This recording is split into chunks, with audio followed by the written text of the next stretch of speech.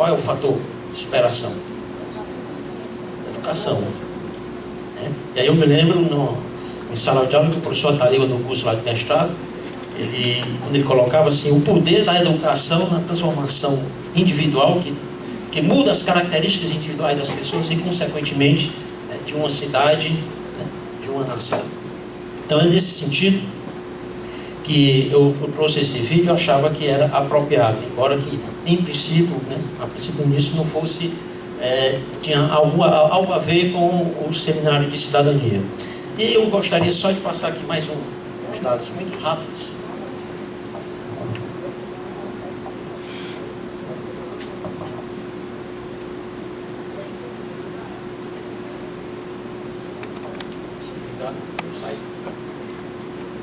Uma questão que nos remete por que o setor público existe.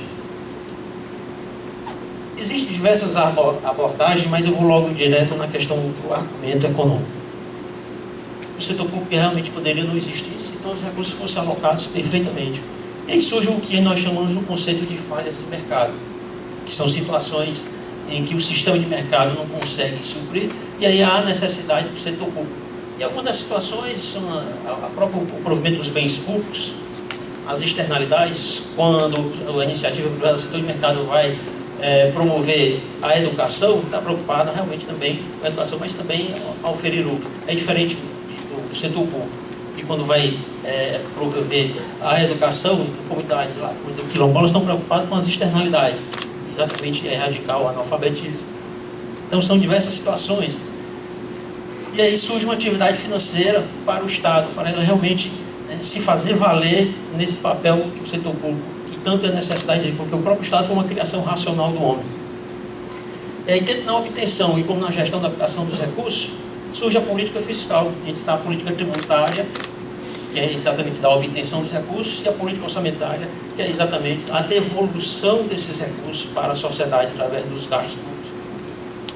Mas aí o seguinte, né, nesse papel surgem aí alguns questionamentos, que a gente tem sempre lido assim, a carga tributária no Brasil é muito alta. Aí às vezes eu me pergunto, coisa aí, começando com a Fátima, será que realmente ela é muito alta? Aí está o posicionamento do Brasil. Estados Unidos, aí eu estou partindo assim, de quem tem a menor carga tributária para o maior.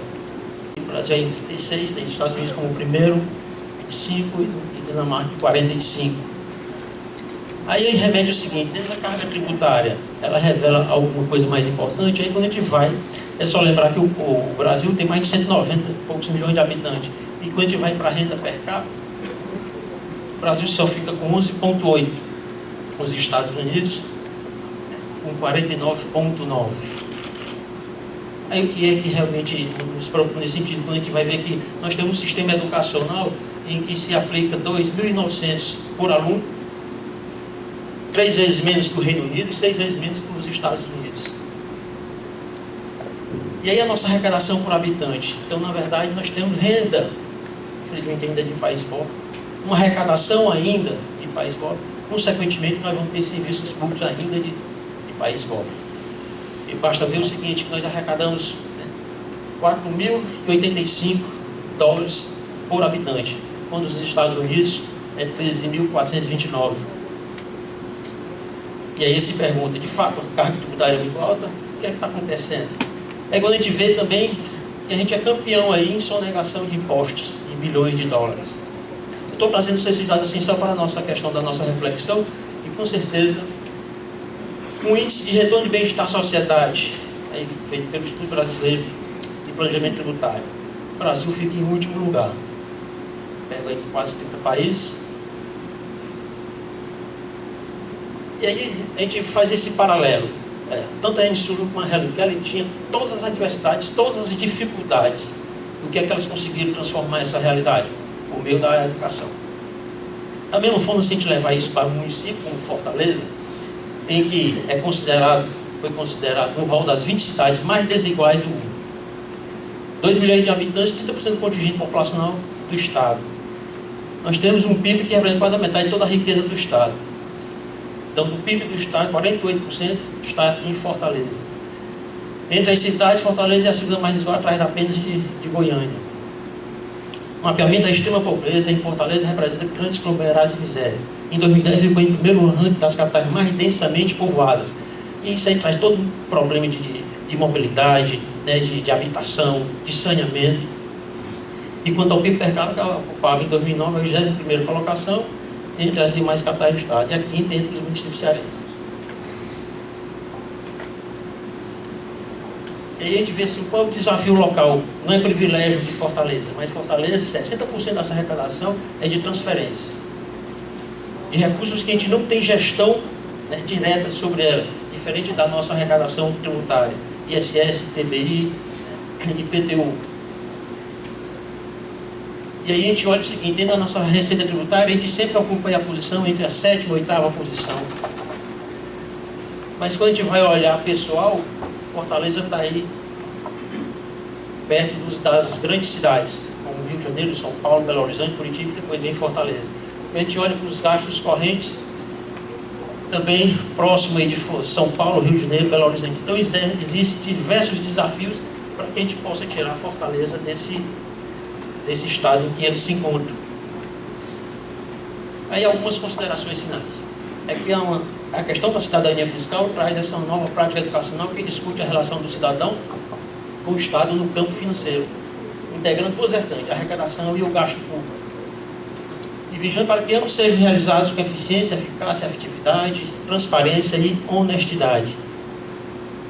A educação fiscal busca aproximar o Estado do cidadão, é o investimento em educação para a formação, para a cidadania. O Estado deve ser entendido como um fórum onde o cidadão exerce a cidadania. Portanto, todo e qualquer esforço deve ter como objetivos melhorar a qualidade da prestação de serviço na perspectiva de quem usa e possibilitar o aprendizado social de cidadania.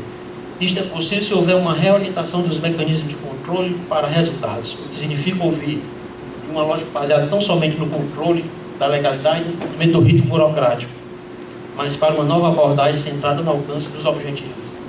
Isso objetiva o resgate da cidadania e reorientação para os resultados. Esse controle não pode limitar-se apenas à dimensão interna, com base em quem presta o serviço. Tem que ser na perspectiva de quem usa, de quem se beneficia da prestação dos serviços públicos. Enfim, senhores, é a gente pensar o seguinte, né, com esses dados, com essa reflexão, qual é o estado que nós temos, no sentido lá? Qual é o estado que nós pretendemos ter? E qual é o estado que nós podemos ter?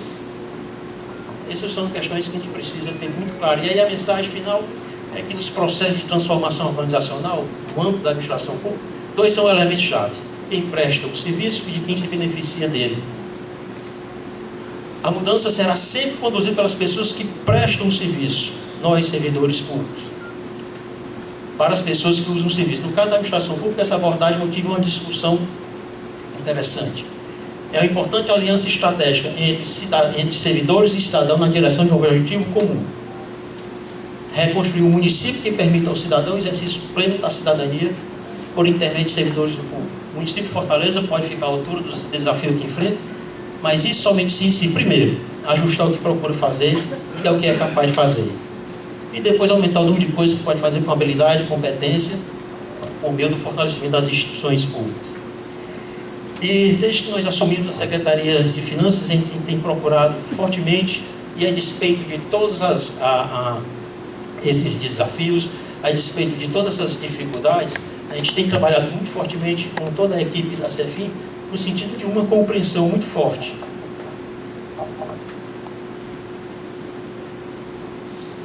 É que toda a ação da CEFIM, a despeito da nossa agenda estratégica, a despeito dos nossos projetos, a gente tem isso como um propósito, isso tem que estar na corrente sanguínea. E toda a ação da Secretaria de Finanças é para tornar Fortaleza um lugar melhor para se ver. Ninguém mora no Estado, ninguém mora no país, a gente mora no município. E lá são os serviços que são prestados. E é nesse sentido que eu quis trazer só esses pontos de reflexão e passar a bola aqui para o meu professor Natalina. Obrigado aí pela atenção de vocês, pela paciência e pela audiência.